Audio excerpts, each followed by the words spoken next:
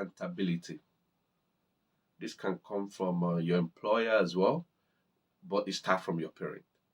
You strict monitoring and accountability. So if you have a young one, you need to strictly monitor them and see what they're doing, and then they should be accountable of whatever they are doing. Imagine your son just come home and you see some bill of money and you cannot challenge him or her where he or she got the money from.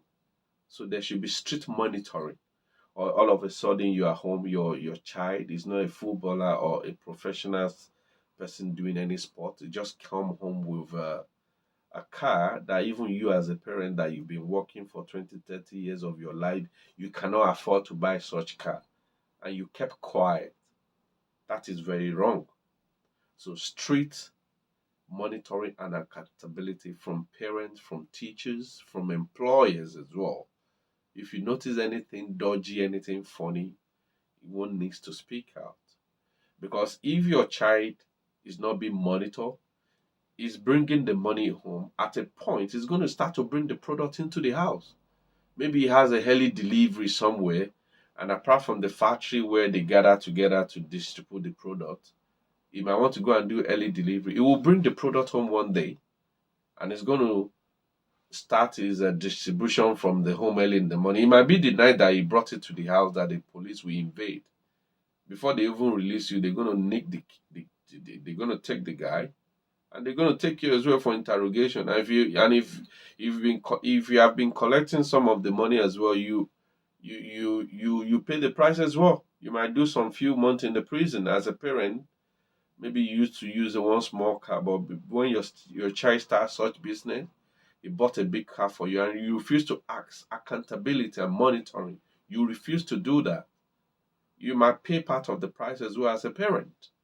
So strict monitoring and accountability of these young youth is very important as well. And then another one which is very important is faith, purpose, and personal transformation. This is when the church comes in as well. You see, some people that they have mental challenges, they go to some kind of a program while they are being counseled. They meet other people that have gone through such challenges, and everybody gathered together and they talk. They do this a lot in some churches. So that's why I use the word faith, purpose, and personal transformation. There are some youth center as well. The government have some program as well where people come and talk about their story, and in the process of gathering like-minded together, um, many recovery and stories involve finding purpose through faith. Through faith, you can find your purpose in life, gathering with like-minded, the people of God. You gather together, more like education and service and family responsibility, personal goals that can replace destructive lifestyle. That goes a long way as well. So that is another form of a solution: faith, purpose, and personal transformation. One can actually help that with the youth, maybe like a church program, a youth center that is being sponsored by the government or some charity organization, like-minded people gathering together, talking about what they want to do, something great they want to do with their life, rather than the they can use that something great to replace the destructive lifestyle. And then I mentioned government. There's another program that I saw some times ago, which is a youth prevention program. You see, the purpose of this, unfortunately, most of the government councils are struggling, but they still have to provide. There should be a provision for youth prevention program. Yeah, YPP, youth prevention program. So if there is like a youth center that can accommodate the young people, maybe people in college or people that are trying to get admission into university. Because the process of trying to get admission into university, you should keep yourself busy with something.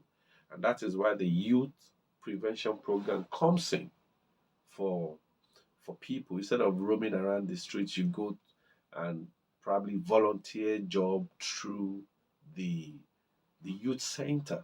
So there's a the youth center is a great thing in the United Kingdom, and it should still exist because it helps a lot of people.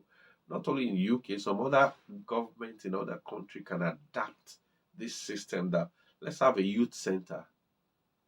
You know, this youth center, a lot of people that have maybe like as professional, ex-professional footballer, they can volunteer to coach some people that they observe they have the potential to be a great footballer. And other sports, basketball, boxing, table tennis. So the youth center will definitely help to capture people and disengage them from criminal association. So I think I've mentioned up to, if not 10, solutions to how one can prevent the young ones from going into drug trafficking because most people maybe out of idle times or because they're doing nothing, that's why they find themselves in that predicament. All this can be perfected with all the solutions that I've listed. The educational awareness is very, very important and it's going to go a long way.